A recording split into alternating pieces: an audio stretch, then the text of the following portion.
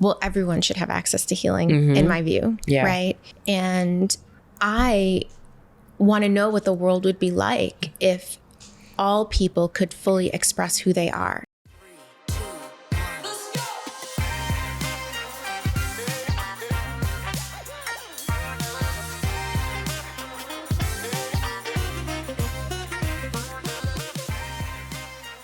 Welcome back to Guilty Privilege. My name is Amber Cabral, and today I have the privilege of talking to Jona Genova, performance coach and my personal Reiki instructor. Today, we're going to talk about how you can get more healing into your life and why you should do so to create more equity in your life experience. Okay, Jona, I'm so glad that you're here. You are literally one of the most anchors in my life at this moment because of the work that we do together. So I really appreciate you joining me on the podcast. You know, I'm happy to be here. Yeah. So let's jump into our conversation. I want to first talk about what you do. So what you do for me, we have Reiki sessions together, but you are in the healing space. So generally speaking, people who are in the healing space can sometimes encounter a little bit of, but what do you do? You know, what is that? So can you tell us what it is exactly that you do? It's difficult to define in a couple of words. Yeah. And this is probably true for many healers because a part of the healing work that we're doing with you is built upon the healing work that we've done ourselves and the unique journeys that each person has had. Yeah. So some of the modalities that I use are Reiki, Tibetan meditations, and how that shows up in our sessions is through my presence, which has been cultivated through years and years of meditation and study. And then there's also the anti-oppressive work that I've done that I think is a healing mechanism that's in play during our sessions as well, that not everyone would name. Yeah, definitely. So I think that the healing space has been branded to almost feel like it is exclusively for white people. I think when people think of any of the things that connect to this, meditation, yoga, Reiki, typically what people are going to imagine is someone white. What is it that you are doing to open access to create more equity in the healing space? And why is that important as well? Where to begin? Because it's difficult for me to even talk about what I'm doing without addressing the problem. Yeah. And the problem is that the archetype of the wafy, white, flowing hair healer, waving Palo Santo, or white sage with a sort of washed out Instagram aesthetic, right? Yes. Crystals, all of it. Maybe they've got a singing bowl or several. Right. All of that is cultural appropriation. It is. And it's been wrapped up. Now that aesthetic has evolved. And to me, what that looks like is white supremacy culture in action that hasn't been checked. And the practitioner probably hasn't done any work to even be aware of what white supremacy culture is. So it's really alive in the visual, but then also in the healing work that they're doing. Yes. And then it is perpetuating because white supremacy is designed to thrive. It is. So it is taking ownership of these modalities that have deep origins. For example, Tibetan meditation practices date back 2,500 years. Right. And there are thousands of people that have done these practices before me. And when someone drops all of that culture, or what parts of that culture do not seem appealing to them, or they don't, usually it's because they don't understand. So they don't find it as beautiful as they would if they understood it. They leave all of that behind and they take the parts that they do understand or they find appealing. And now that has become what healing is. Right. So the consumer thinks that that's what healing is about, but really it's this mutated version of healing. Absolutely. So there's so many problems with that, obviously, right? We have a diluted, mutated version of healing that's corrupted by the own practitioner's embodiment of white supremacy that isn't being checked. We also have the person who's coming to them for healing, who now is participating in white supremacy culture without even realizing that they're doing it. Exactly. And most of the problems that the person is experiencing that brought them to the healing space in the first place are probably rooted in white supremacy culture. That's right. So what are we even doing? Exactly. Right? Right. So what am I doing about that? Yes. What are you doing about that? Calling it out, number one. Yes. And this was never my plan. I didn't see this path laid out in front of me.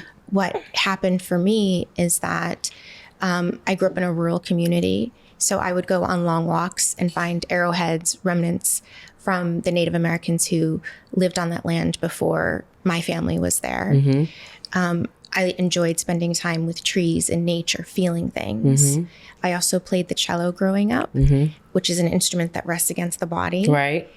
And then later when I learned about chakras having... the vibration. I thought, oh my goodness, the cello was tuning me to vibration, to understand vibration from such a young age, right? Like of all the instruments... That you could have selected. Yeah. That's the one. Like none of this was planned. Making like potions out of flower petals that I would find and grasses that I would find and rocks, all the things that I really enjoyed as a kid involved feeling into and knowing the textures that exist in the world and really loving the various textures and all of the variety. Yeah. And then when I got into college, one of my favorite professors happened to be a Tibetan Lama, but I didn't know it at the time. And he taught a comparative religion class. Oh, wow. And so I was at Catholic school and it was a class about Tibetan Buddhism and Catholicism. And I really thought that the perspective of Tibetan Buddhists on health was fascinating because it was so contradictory to what I was had been introduced to as a pre-med student at the same university. Yeah.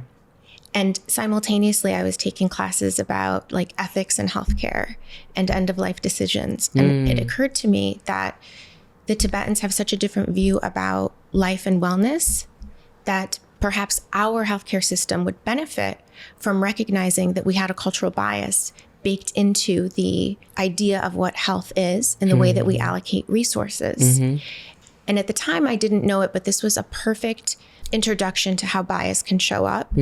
And how fortunate was I to be introduced to a culture that was largely intact because of their geographic isolation, right? Yeah. So they hadn't experienced, there hadn't yet been the appropriation that we see today of meditation and Tibetan culture. Right. Okay. So because of that, because I grew this like affection for the culture, for the philosophy, for the religion, and also because my professor was so deeply embedded. He was one of the first white people to travel to Asia. I'm not sure why, but he was able to pick up the language very quickly. It's probably connected to his connection to the lineage. At least that's how I see it, to his karma. And so he learned directly from Tibetans and has since introduced me to these people. As my teachers, the ones who are still alive. So whenever I'm getting around to like the point, whenever I have a chance to talk about healing, I reference those important people. These are human beings, right? Who have held these practices and these teachings for so long with such care. And it's the only reason that I can do what I do today is because of their care and their work and their labor. Right. So naming it what it is whenever I talk about it is a way that I keep it alive and stay true to it. And that requires great effort on my part because when I'm invited into spaces to talk about what I do or to share what I do, more often than not, I'm told, don't mention that. Don't talk about Tibetan Buddhism. It's too confusing. Well, can't you just make it more like, can't you call it mindfulness? In one meditation studio where I was hired to teach, I wasn't allowed to use the word Buddhist or Buddha. And I thought, how could I possibly share what I'm doing? Wow. Yeah. That's interesting. So that's the cultural appropriation in action. So it requires standing up against it, to call it out and to have the guts to be willing to not get a job to stand in my values. You also, though, are like creating opportunities to connect with people outside of people you are immediately having access to. Like you and I met because we were on a plane together, like literally. And before I got off, you were like, so listen, there's something about you. I feel like we should talk. And so we did. Yeah. And so I also feel like part of the way that you are creating access is that you're intentional about leaning in the spaces where you feel called to do so, you know, instead of, I think a lot of times people may feel that way, but they don't always lean in, or they may feel like it's weird. Cause like we were like getting off the plane, you know, people are headed places. Sometimes people won't do that. But I think in addition to being deliberate about celebrating and highlighting where these practices come from, you've also been very intentional about honoring your own energy when you encounter an opportunity to lean in. Yeah. Yeah. Yeah. Yes. Are I think that's important. Yes, I am. Yes.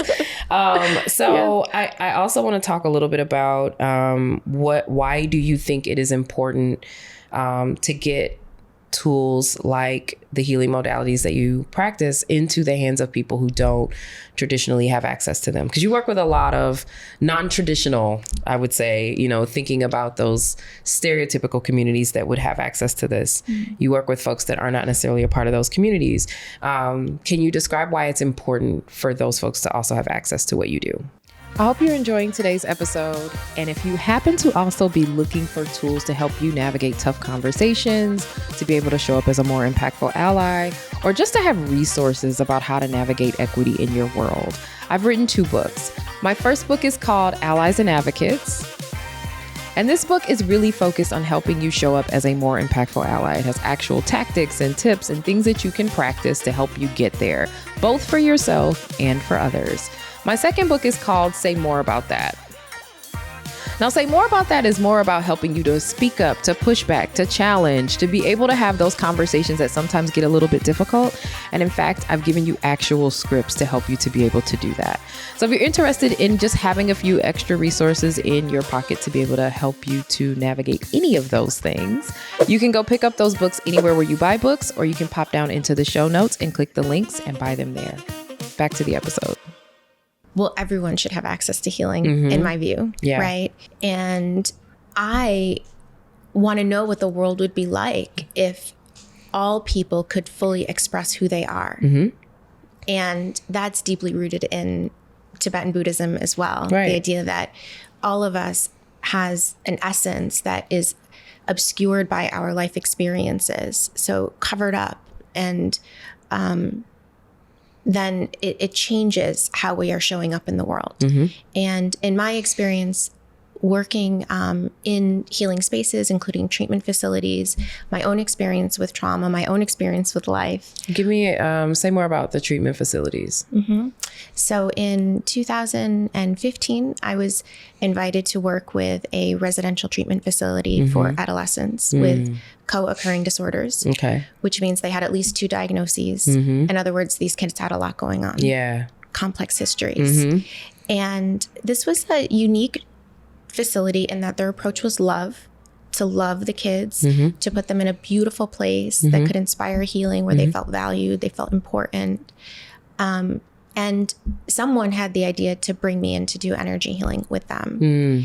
No one, including myself, knew what would happen. And what happened there was, I think, how I'm ending up in various spaces or leaning in is me just being myself and being different. And there's something about being, like, even being ethnically ambiguous. Right? Where I don't really fit in anywhere, but I kind of maybe can get in places. Yeah, because when I met you, I just assumed you were, you know, a regular run-of-the-mill white girl, like, to be honest. So, yeah, I agree. Yeah, and it changes depending on, like, time of year, what my skin tone is like, how I'm wearing my hair, all of that, right? So that's another part of, like, wow, I could not have planned this, but my life has positioned me to have access, and to learn how to be embodied and be different than everyone else around me.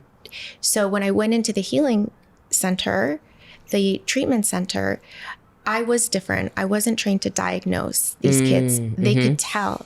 I was just a highly sensitive person showing up who had experienced trauma, significant traumas about the same age as them. And I was doing something different. Like, the modality I was doing was different too. So they could connect to me because of the shared feeling different.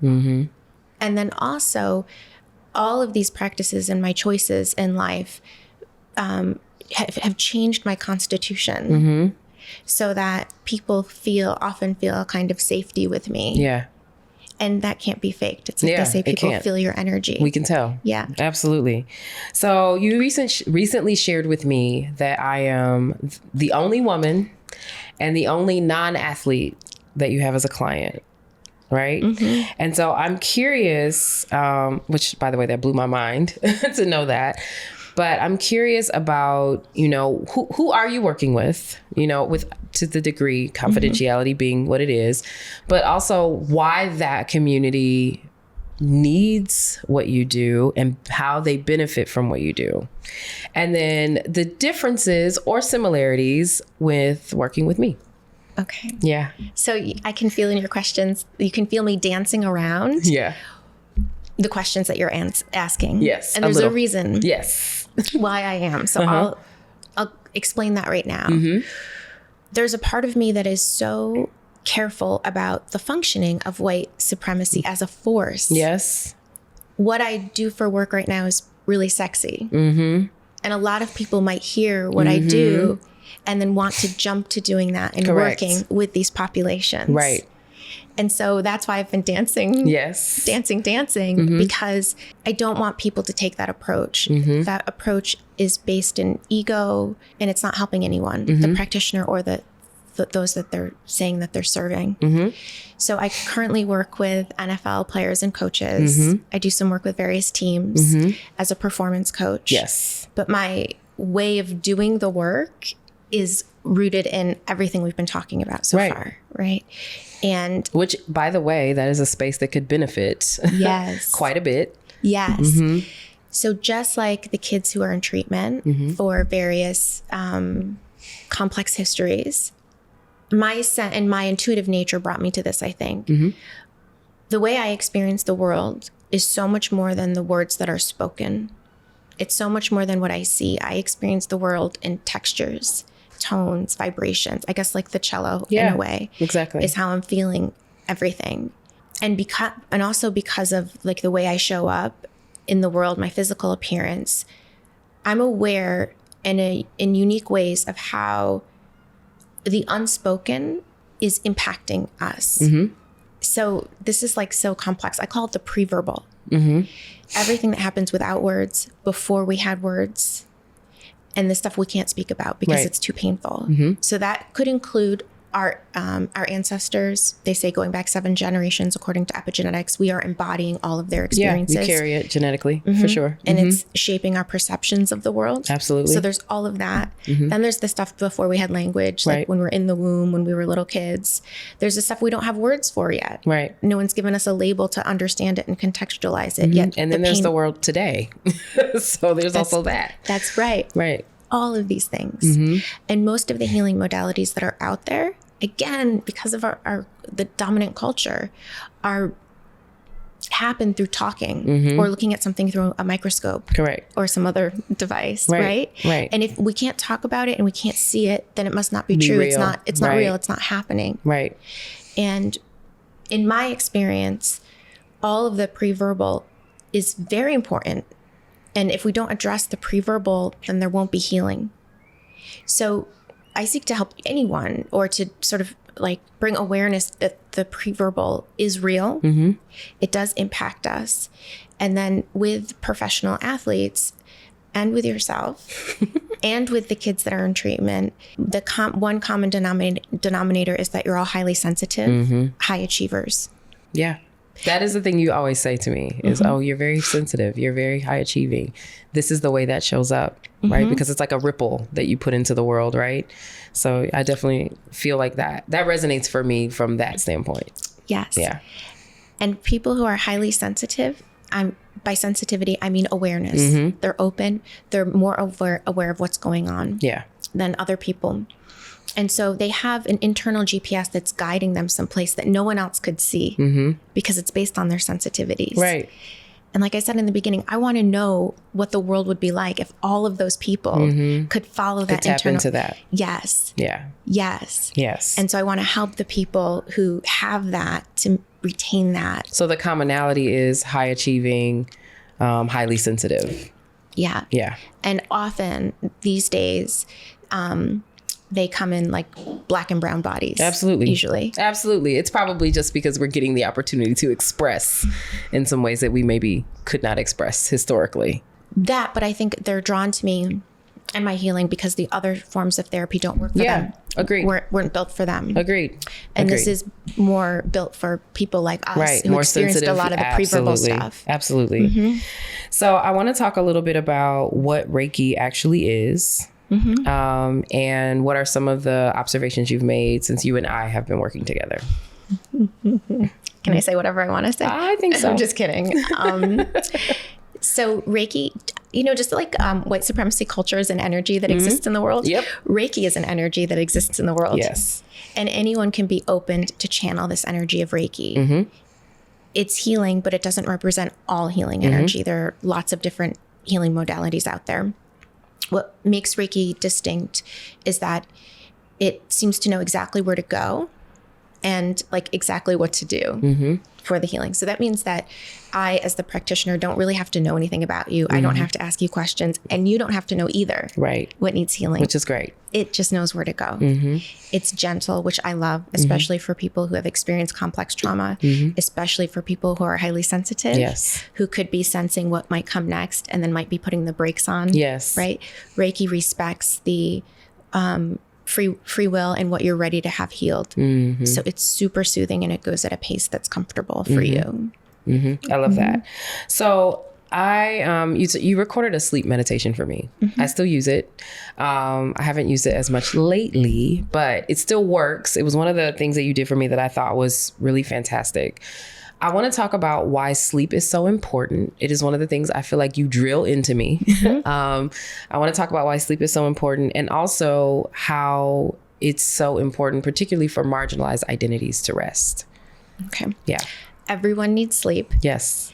Sleep is a nutrient. Yes. Just like food, just like water, we need sleep to operate. And again, because of dominant culture, we're wrapped up in this like hard work, bragging grind about culture. how busy. Right. Yeah. All of that. Right. So there are some studies that have been done that say that if we get less than 8 hours of sleep, then we start to function like someone who's drunk. And I promise y'all I'm sober. Right. It impairs our decision-making ability, our reflexes. It has real measurable impact on our functioning as humans. Right. So for anyone who's interested in being their best or as a high performer, the people I specialize in working with, sleep is the one area of opportunity. Most people aren't getting enough sleep, but if we can adjust that, then we can really help your performance. And I believe that's especially true for people who are highly sensitive, because you need to be able to tap into that inner voice. So if you're sleepy or you're hungry or other needs aren't being met, your body isn't tuned in the way that it could be. You're like a Ferrari that needs a tune-up, that needs fuel, that needs good gas, right? So that's for the high performer. That's people in general. And then marginalized communities, let's think about the stress that they're under every single day. And sleep is a time of rest and repair. Right. So if you're experiencing continuous stress, even if it's like low level, but like it's regular, just beneath it's all the surface time. All the time, that is doing harm to you emotionally, mentally, to your cells, actually. Right. And sadly, marginalized communities are oftentimes folks who need to work more hours in order to pay the bills. Exactly. Right? So you're getting less sleep. Yeah.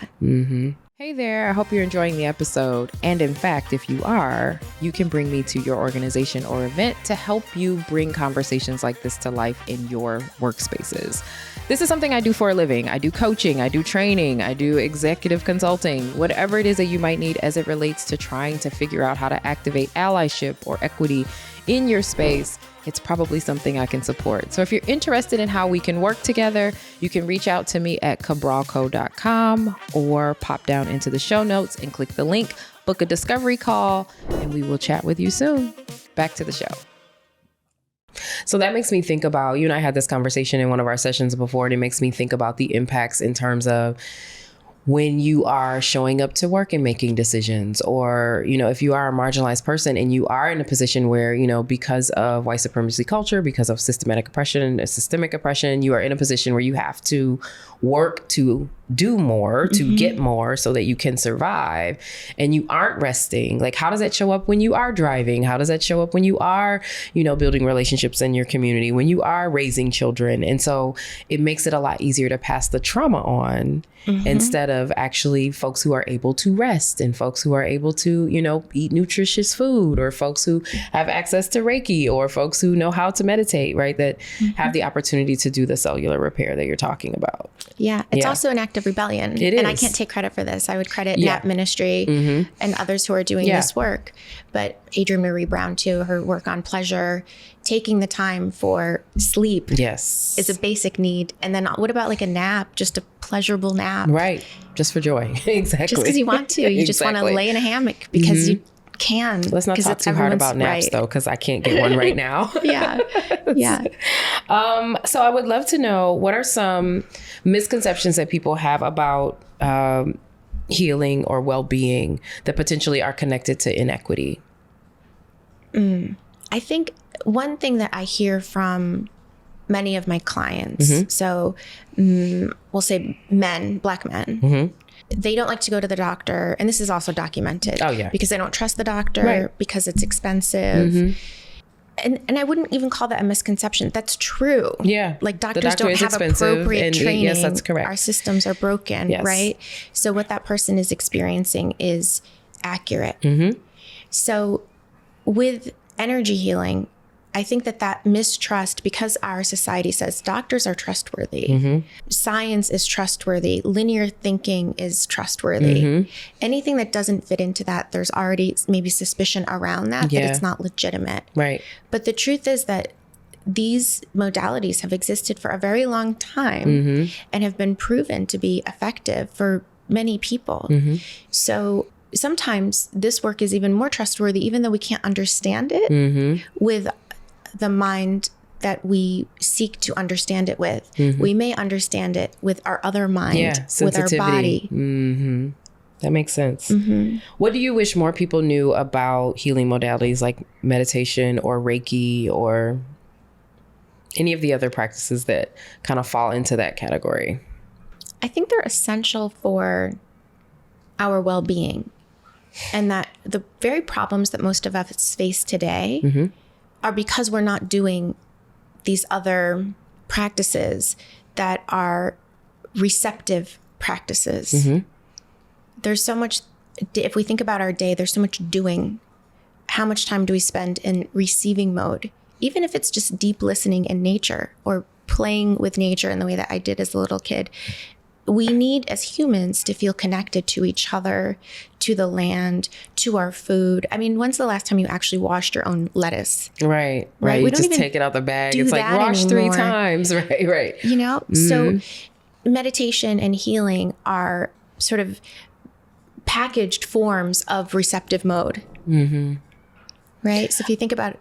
I remember reading in a book I have about, it was, the title of the section was Slow Food. I wish I could tell you what book it was, but it was talking about how it could be meditative to intentionally prepare your meal, make your plate, have a place setting, like just the deliberateness of that often is overlooked. So it's interesting that you thought about like, when's the last time you washed your own lettuce? I'm like, not only washed your own lettuce, but like literally took your time to plate your food, which is something I'm intentional about. I do plate my food and, you know, I don't eat out of plastic containers and all that stuff. But I think that sometimes we can miss the opportunity to slow down and receive and experience your meal instead of like scarf, I'm in a rush, you know, and that there's value in that as well.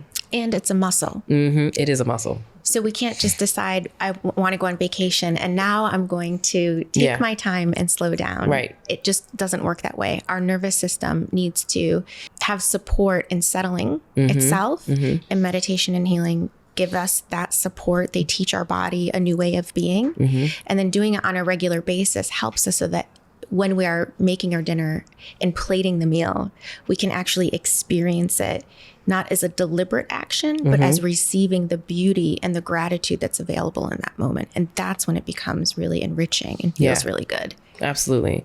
How do you think, so in an industry where a lot of people can be a little whimsical and pretty and soft and like not necessarily have the skill set, so there can be charlatans in this space, how do you recommend someone vet that someone knows what they're doing?